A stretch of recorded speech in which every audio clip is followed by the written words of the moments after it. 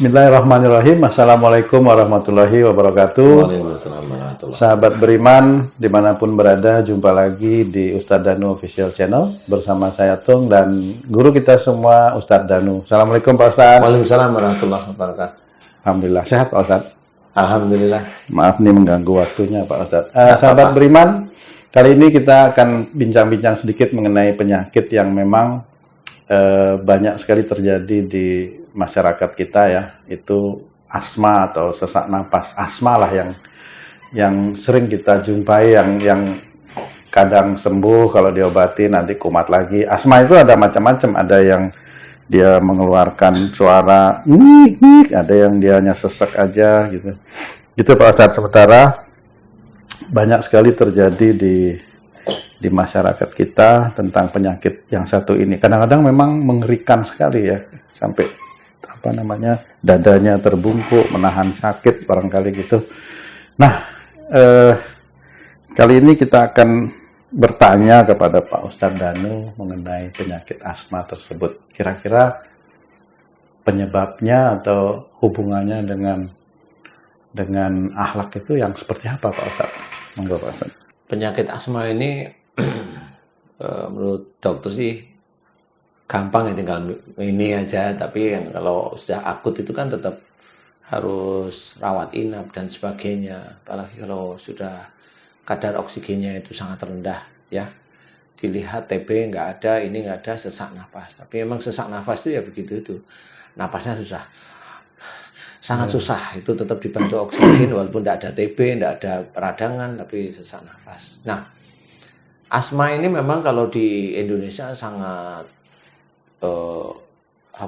banyak. Di dunia itu sebenarnya banyak kasus-kasus asma itu. Ada hal yang lucu menurut saya ya. Kalau di negara barat atau negara lain dan juga di Indonesia itu asma itu bisa seperti ini. Contoh, suatu ketika ada seorang ibu hamil mamanya. Suatu ketika ibu hamil, kemudian pada saat dia hamil, dia kaget dengan sesuatu keadaan itu, kaget sekali, terus dia ambil napas terusan, kaget, dan kagetnya ini berhari-hari dia ingat terus. Nah, kagetnya berhari-hari ini ingat terus. Memang kasus-kasus seperti ini nggak akan diingat-ingat oleh orang-orang seperti kita. Orang-orang kita itu jarang sekali mengingat yang masa-masa lalu. Karena masa lalu itu masa terbelakang yang nggak perlu diingat. Tapi menurut saya itu tetap harus diingat agar kita bisa meningkatkan keimanan kita kepada Allah. Jadi pelajaran kira-kira itu Pak Ustadz. Tapi kalau orang-orang yang lain nggak mau ya biarin aja, nggak apa-apa. Tapi saya akan mengingatkan bahwasanya asma itu salah satunya bisa dari itu, dari ketakutan, kaget mendadak, kemudian diingat-ingat. Dia ingat setiap saatnya itu, ingat setiap harinya, maksudnya ingat tadi aku aduh kaget sekali mamanya. Besok lagi dia cerita, besoknya ceritain. Kalau ada anak di kandungan ini, sebenarnya dia tidak sadar bahwa dia memasukkan sesuatu karakter yang menjadikan dia pada waktu itu kaget, atau memang itu bisa menjadikan nafas itu memburu dengan kuat. Nah, itu bisa. Sehingga nanti anaknya itu lahir itu sesak nafas. Diawali dari orang tuanya. Diawali dari orang tua yang seperti itu, kaget itu ya, kagetan gitu ya.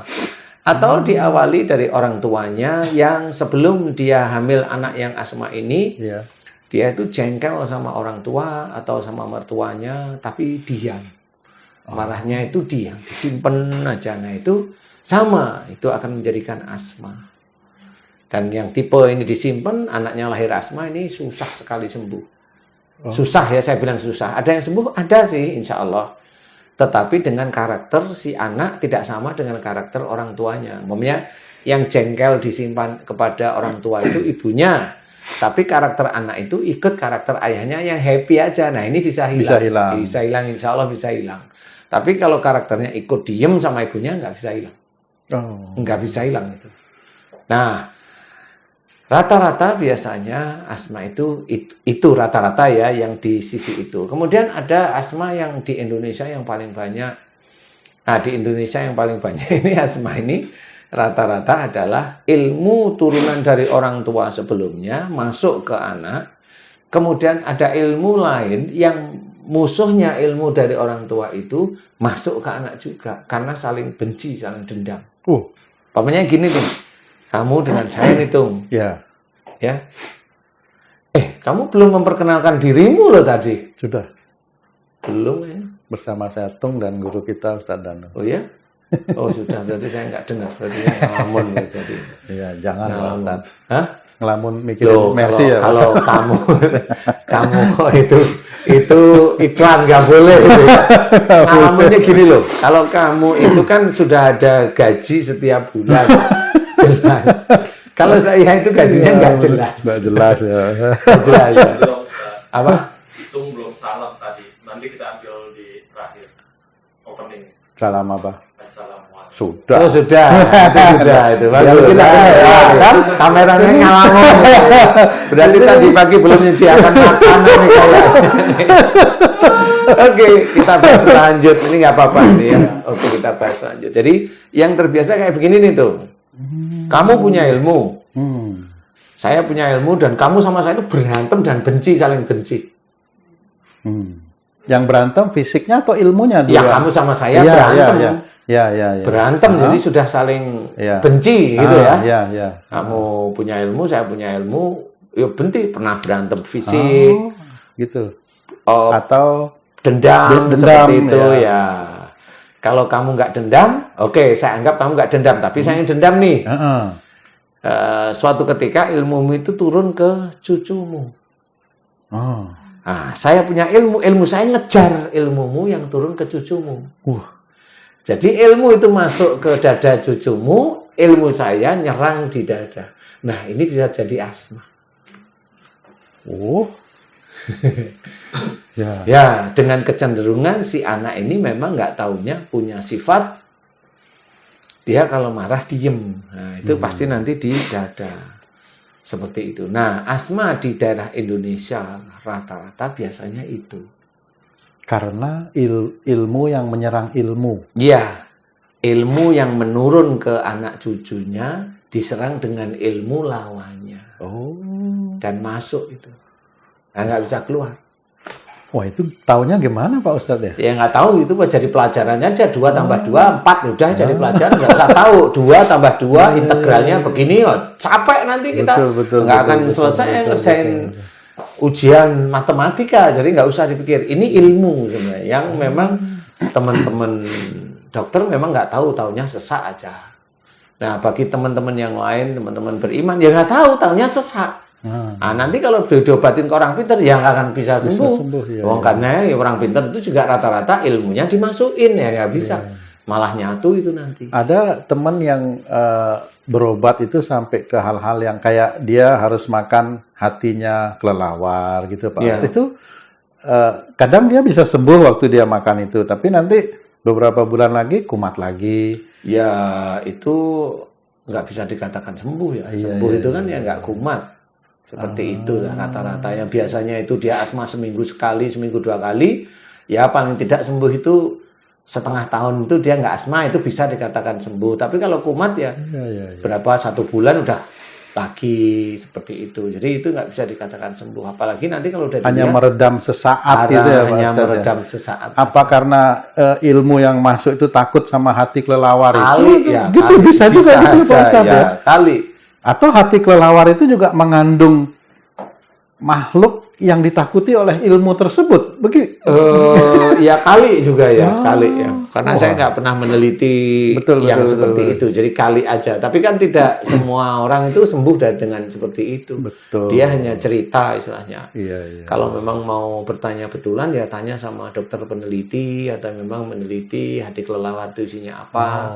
Kemudian dia teliti di asma itu jadi seperti ini, kan ya.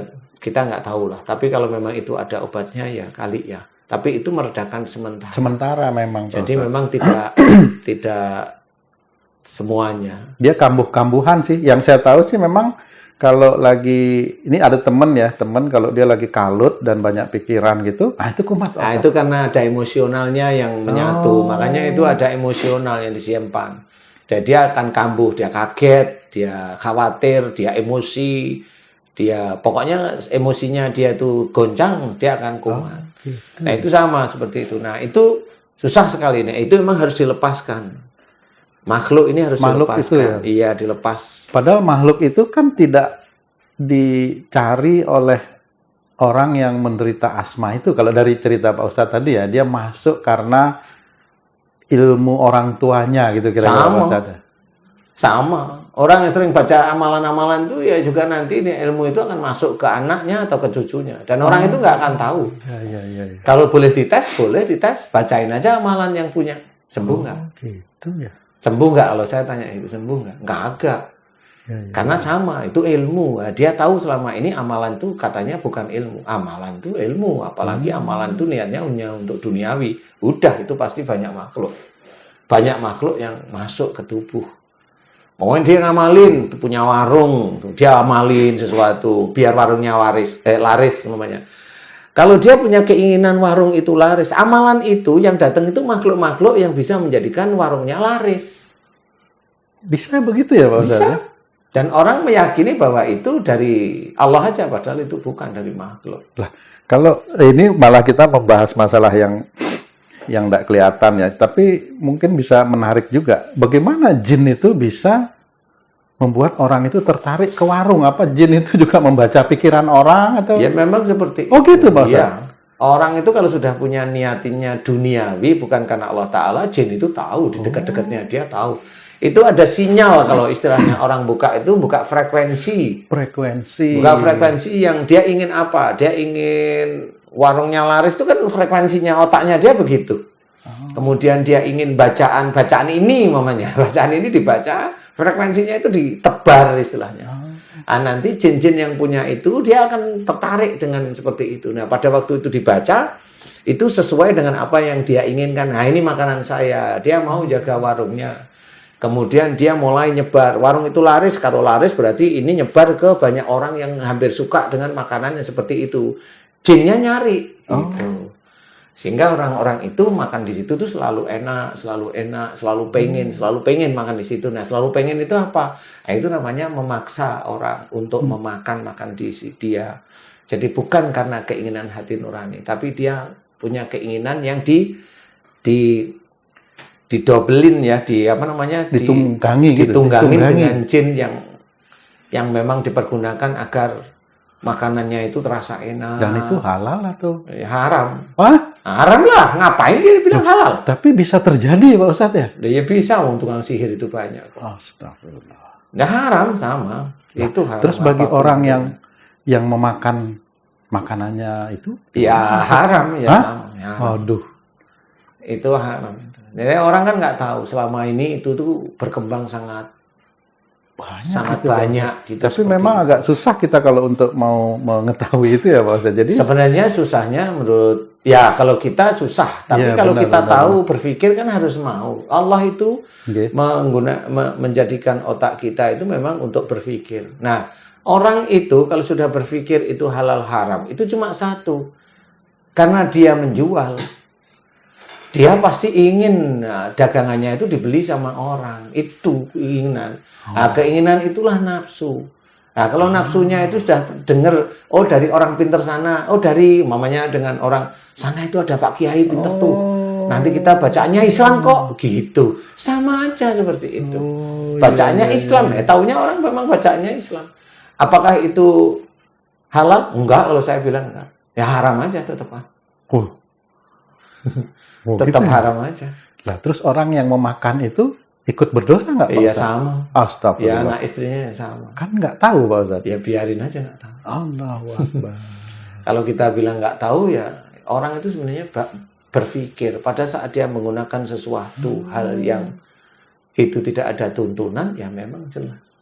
Nah itu yang nuntun kan orang-orang itu apalagi ini Islami yang nuntun siapa? Memang Rasul nuntun kagak. Bener. Cuma itu ada di orang dulu make yang gitu-gitu. Make yang gitu ya emang ada. Nah kalau misalnya saya nih Pak Ustadz ketemu warung yang rame emang dan kebetulannya makanannya enak itu saya harus bagaimana itu menyikapi karena kan akhirnya saya mendengar dari Pak Ustadz bahwa ada orang yang menggunakan itu untuk melariskan dagangan dia. saya harus bersikap seperti Ya apa? doa biasa aja. Doa cukup. biasa ya, Doa Pak Ustadz, biasa aja. Allahumma barik lana. Doa Itu makan cukup biasa, aja. Pak Ustadz, Makan ya? Biasa aja. Karena itu kan tidak tahu. Kalau memang imanmu baik ya jin itu nggak akan Masuk ke masuk makanan ke itu. nggak akan masuk. Dia akan takut otomatis. Doa aja biasa, iman biasa. Biasa itu maksudnya iman normal-normal aja, nggak usah yang aneh-aneh. Oh, iya ya. Ya seperti itu. Nanti kan itu tetap Allah yang akan menjaga Menjaga, sendiri. Kalau betul. memang itu makanan ini enggak enak, tapi kok kenapa rame ya? Iya, betul. Ya udah nggak usah diceritain lah, biarin aja. Iya, iya, iya. Tapi kalau memang makan ini enak ya normal lah rame, nggak usah mikir juga kalau dia pakai atau enggak. Oh, gitu. Seperti itu. Nah, orang-orang itu seperti itu. Dia penglaris itu ada di sekitar kita sangat banyak sekali. Dan Pak Ustadz tahu itu Pak Ustadz ya? Ya insya Allah tahu lah ya begitu. Innalillah. Tapi ya biasa aja. Yang jelas jangan sampai yang asma itu makan yang terlalu gak enak nanti protes. Nah. Jadi intinya adalah asma itu kita kembali lagi ke hal yang semula. Asma itu adalah ada suatu makhluk, memang ada. Oh, iya, iya. Kemudian harus diambil, makhluk ini yang berperang itu diambil. Seperti itu. Diambil, dikeluarkan, baru nanti dia, kok kayak plong ya napasnya. Nah, itu baru. Itu caranya gimana Pak Ustadz untuk orang yang... Ya, kalau orang Bisa, biasa ya didoakan. Kalau memang itu ada peperangan di dadanya si anaknya, nah itu harus mohon ampun. Ya Allah, jika ada peperangan antara ilmu dari orang tua sebelum kami, gitu. Oh, Aku mohon kepadamu agar engkau ampuni dosa orang tua sebelum kami. Aku mohon agar ilmu dari orang tua sebelum kami engkau lepaskan. Dan ilmu dari orang yang berperang dengan ilmu orang tua kami, iya. aku mohon agar engkau lepaskan. Jadi memang mohon dilepaskan aja. Kalau, mohon maaf nih Pak Ustadz, saya jadi banyak tanya. Contoh konkret ilmu yang bisa berperang itu seperti apa kalau terjadi pada orang tua kita? Apa karena dia memang mencari ilmu? Contoh aja misalnya ilmu untuk kekebalan misalnya. Terus Ya. nanti ketemu sama orang yang tidak suka sama dia, yang punya ilmu Harimau. harimau. Iya, Nah, seperti gitu Pak Ustadz? Iya. Oh. Dia punya ilmu harimau, dia ini punya ilmu harimau, berantem ya berantem aja nanti diturun anak-anak turun itu pasti berantem. Insya Allah pasti seperti itu. Memang tidak semua anaknya sih seperti itu, karena memang ada hal-hal tertentu aja yang menjadi ujian atau musibah bagi keluarga tersebut. Kalau kembali ke masalah yang mengenai kaget itu Pak Ustadz, itu kaget itu dia kaget melihat sesuatu yang menakutkan, atau kaget dia mendengar berita yang menggembirakan, atau kaget yang seperti apa Pak Ustadz? Bisa aja menakutkan. Menakutkan, khususnya ya? menakutkan. Kalau menggembirakan nggak kaget, bahagia namanya. Kaget dulu terus bahagia biasanya gitu Ya, Pak? bahagia aja. Bahagia aja ya? Nggak ada kaget. Iya, iya, iya, Kaget itu pura-pura. Senang aja dia. Iya, iya, Kayak iya, mamanya, benar, ini kamu tak kasih mobil. Terus, aduh, sesak napas. Ada mungkin banget itu. Iya, iya, benar. Iya, ya. Oh, jadi kasusnya itu memang kebanyakan dari ilmu ya Pak Ustadz kalau di Kebanyakan Indonesia. di Indonesia itu ilmu. Kalau di negeri barat itu biasanya keadaan lingkungan, dia ketakutan yang Ketakutan berlebih. itu bisa jadi sesak ya. Insya Allah bisa pada waktu dia hamil atau sebelum hamil persis. Dia itu ketakutan, dan dia ketakutan itu dipikirin terus sama dia. Nah, itu anaknya bisa aja asma. Iya. Ya, dia seperti itu. Makanya memang harus dijaga. Kalau maunya kita orang Muslim, menjaga anak kita agar baik, ya dekat aja sama Allah, berbuat baik setiap saat, kan gitu.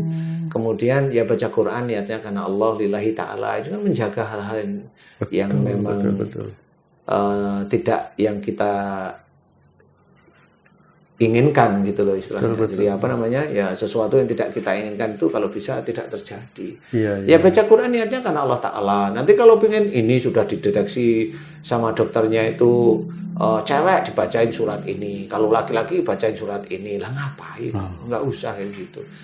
Nggak ada yang seperti itu. Tapi kalau mau baca silahkan. Tapi urusannya nanti di akhirat ditanyain, saya nggak tahu. Intinya adalah nggak perlu. Yang penting kita tetap lurus di jalan Allah Ta'ala. Kalau saya perhatikan juga itu, beberapa teman yang menderita asma itu juga, saya lihat sholatnya juga tekun beliau itu. Mereka itu Pak Ustadz. Tapi berarti sholat itu sendiri tidak bisa mengeluarkan ilmu yang berperang di dalam dirinya, Pak? Tidak bisa. Oh, tetap tidak bisa. Sama ya, seperti Pak? kamu sholat, umpamanya Iya. saya pukul itu kira-kira saya mental nggak? Enggak. Nah iya ya tetap kena. Oh, Nah, ya gitu. mirip aja seperti itu. Oh, Ya, emang yang menjaga itu adalah iman, iya. iya. Tetapi kalau memang itu anak kecil yang memang imannya belum, Iya. itu kan sama seperti anak kecil itu mau dia keamanain dengan jin itu kan ya sama aja. Iya, betul. Seperti itu. Bisa istilahnya. Apalagi kalau orang dewasa bisa nggak sholatnya itu mencegah, nggak kena sihir? Ya insya Allah kalau sholatnya mencegah sih enggak, tapi imannya itu yang kuat apa enggak. Kalau sholatnya sih orang Islam rata-rata sholat lah. Iya. Tapi imannya itu gimana? Loh, emang orang sholat itu imannya tidak baik? Loh, orang sholat itu bisa aja imannya rusak. Loh, kenapa kok rusak? Lah sholatnya dia untuk menjaga biar dia jabatannya nggak diturunkan. Lah itu kan rusak jadinya. Iya juga ya, Pak. Lah iya. Agak Sholatnya itu biar apa? Biar warungnya laris terus. Sehingga dia jaga sholatnya. Dia jaga sholat duha. Dia jaga sholat tahajud. Bukan karena dia itu ingin dekat dengan Allah Ta'ala. Bukan dia itu ingin menambahkan ibadah kepada Allah Ta'ala. Bukan. Tapi karena dia ingin uang. Dia ingin jabatan. Nah itu gimana nggak rusak imannya? Dia rusak semuanya. Lagi mana mau memperbaiki? Ya perbaiki lah. Oh, niatnya Allah itu menyuruh inna sholati wa nusuki wa mahyaya wa mamati lillahi rabbil alamin. Ya itu kan sudah jelas. Sesungguhnya sholatku, ibadahku, hidup dan matiku hanya untuk Allah. Lah jelas itu. Hanya untuk Allah, bukan untuk dunia. Bukan untuk jabatan, bukan untuk uang yang banyak, bukan untuk warung yang laris, bukan agar suami nggak lari biar aku enggak. Karena Allah, biarlah nanti Allah yang mengatur. Kan ya, begitu. gitu ya. Nah, tapi kalau orang-orang sekarang kan begitu. Orang-orang sekarang itu udah banyak yang anjurkan baca ini biar laris, baca ini biar uangnya pindah. Itu kan. Ya dalil hadisnya sendiri juga nggak ada, hadisnya itu nggak ada, mau bilang gimana. Tapi Jadi ya, untuk mohon maaf Pak Ustadz, jadi untuk menjaga agar sholat kita ini benar-benar ibadah kepada Allah, cara menjaganya itu kesehariannya, gimana itu hubungannya jadinya Pak Ustadz? emang nggak ada hubungan, nggak perlu dihubung-hubungkan. Sholat aja karena Allah. Bismillah itu kan sudah jelas Ya. dengan nama Allah, jelas itu. Itu kan Bismillah itu kan menandakan kalau kita mau lillahi ta'ala. Mau sudah Bismillah dengan nama Allah. Itu kan jelas itu berarti. Ya. Tapi hati kita nggak taunya beda. Nah, Hati kita nggak taunya biar rezeki banyak, lancar. Dia memang berdoa rezeki biar berkah, tapi caranya enggak. Sama seperti saya nyuri.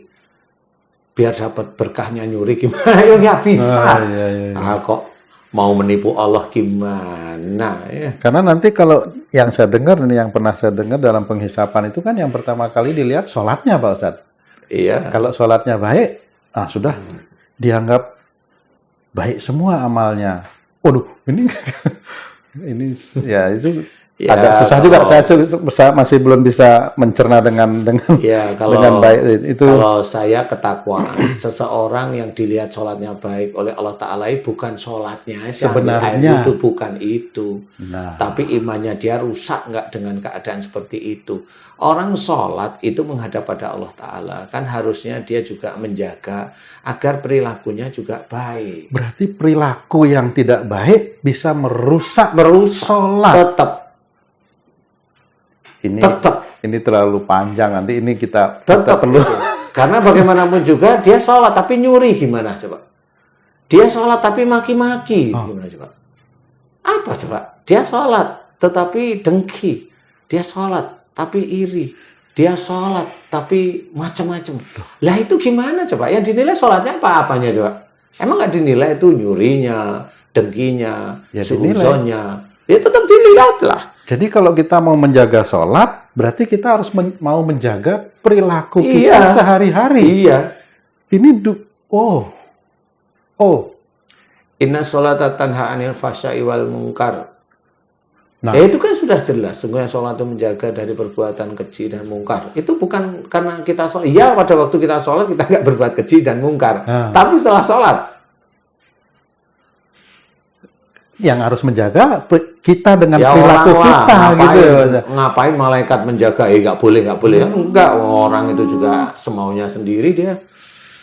Ya seperti itu. Jadi kalau orang sholat itu jangan berharap dia sholatnya dia itu hebat. Besok kelihatan sholat di dunia, di akhirat dia masuk surga, belum tentu. Belum tentu ya.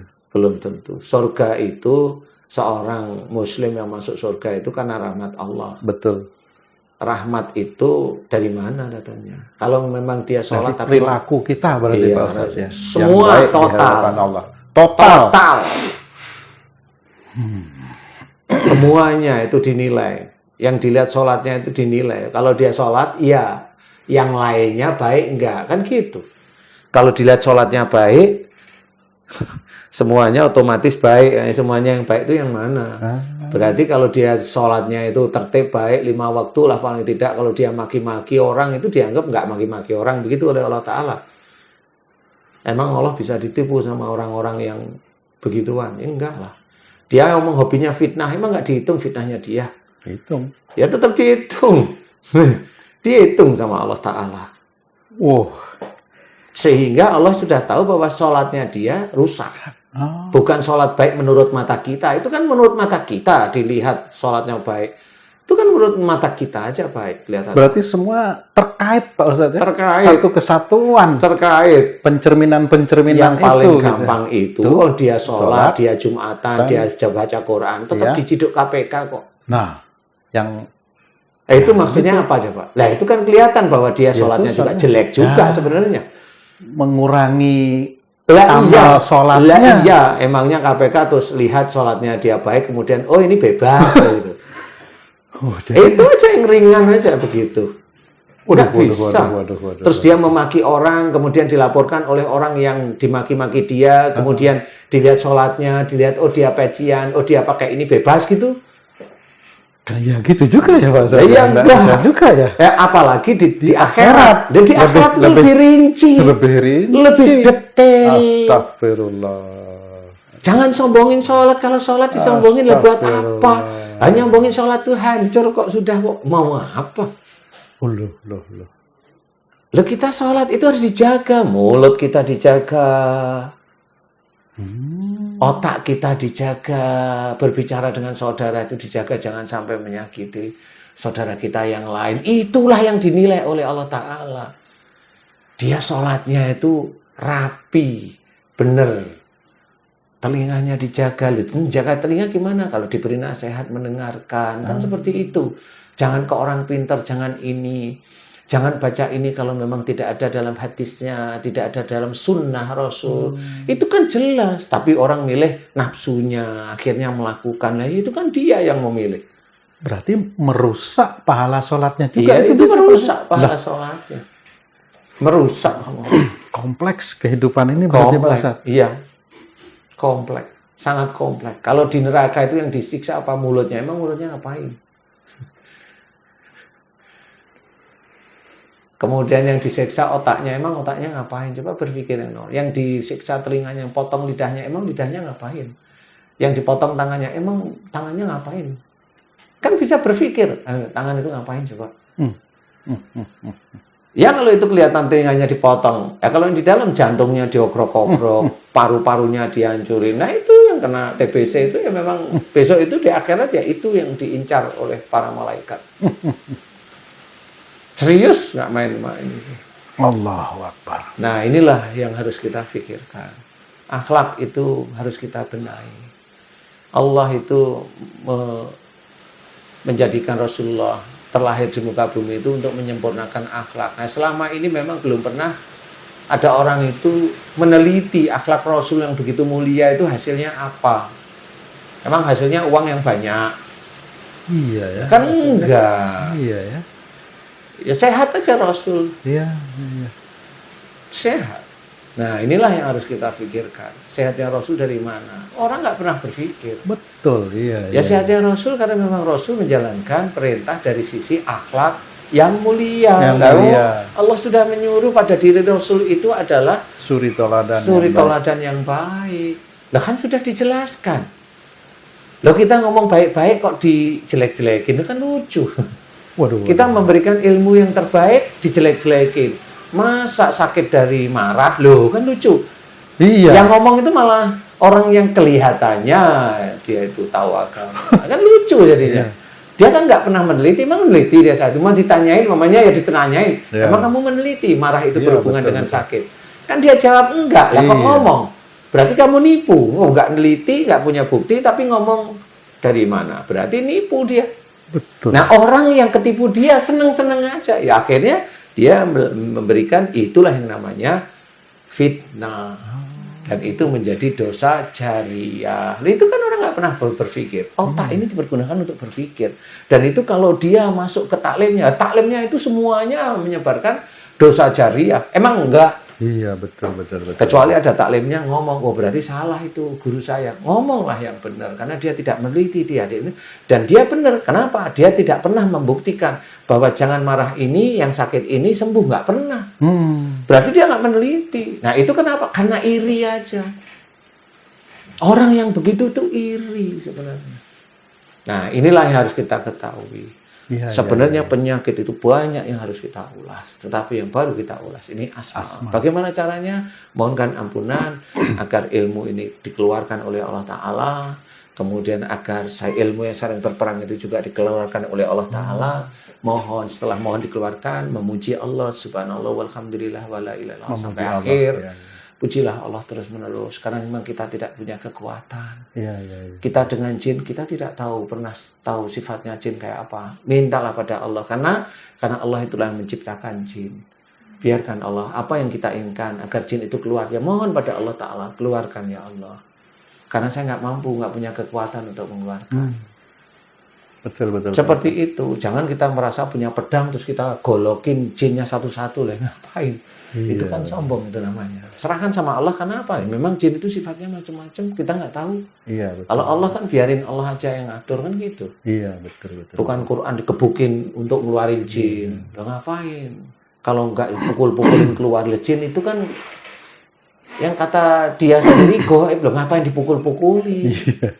Kan gitu, ya harus berpikirlah normal, real. Ya, sudah gitu. compang-camping. Nah, itu udah kacau balau sebenarnya balau. kalau itu diomongkan dengan serius ya. Betul. Mereka salah. Iya.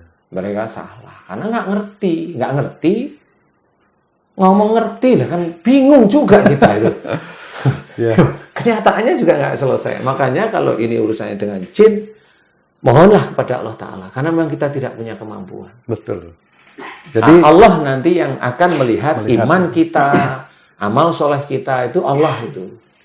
Jadi kalau terima kasih nih Pak Otas atas penjelasannya. Mungkin kalau bisa disimpulkan sedikit aja untuk penderita asma, apa yang harus mereka lakukan atau ini sedikit aja kira-kira. Evaluasi. Tadi saya kan sudah bercerita ya. Evaluasi apakah anak ini asma sebelum hamil atau pada waktu hamil itu ada ketakutan yang berlebih, mamanya, cemas yang berlebih, itu dulu. Kalau orang tuanya sudah meninggal, bagaimana dia merunut kejadian itu terhadap yang menderita mohon itu? Ampun aja Mohon diurutkan ampun. gitu ya. Ada ilmu untuk memohonkan ampunan orang tua yang ketakut, cemas berlebih. Urutannya seperti itu, Pak Ustadz seperti ya? itu. Oke. Kemudian ada ilmu dari orang tua sebelumnya dan juga ilmu yang saling berantem di tubuh, di dada khususnya. Ya. Dimohonkan agar diampuni dosa-dosa orang tuanya yang musyrik, syirik, kan seperti itu. Ya.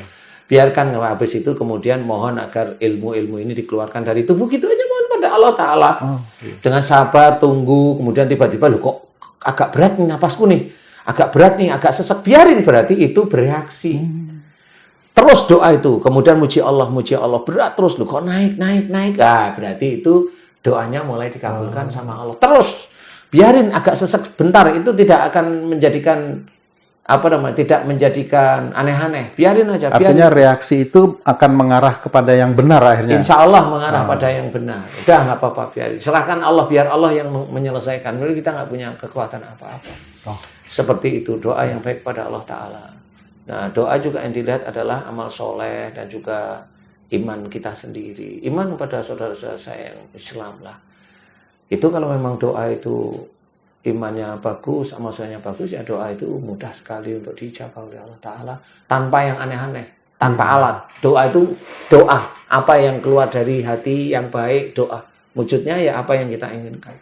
Jadi kalau ingin warungnya ramai, doa, ya Allah, aku mohon padamu agar engkau berikan warungku itu ramai, banyak orang yang datang dan suka dengan masakan saya. Tapi juga harus ingat, masakan itu dicoba. Kalau masakan itu tuh nggak enak, ngaku-ngaku enak, ya salah juga. Malah mau nipu, malah itu nanti Pak Ustadz. Ya bukan mau nipu, tapi ya mau evaluasi lah. Nipu doanya itu Pak Ustadz. Ya kalau nipu doanya cukup enggak begitu sih, ya. Bisa ya Pak Ustadz? Ya sebenarnya cukup itu ya. kan yang dilihat hanya iman sama amal soleh sama Allah Ta'ala. Betul.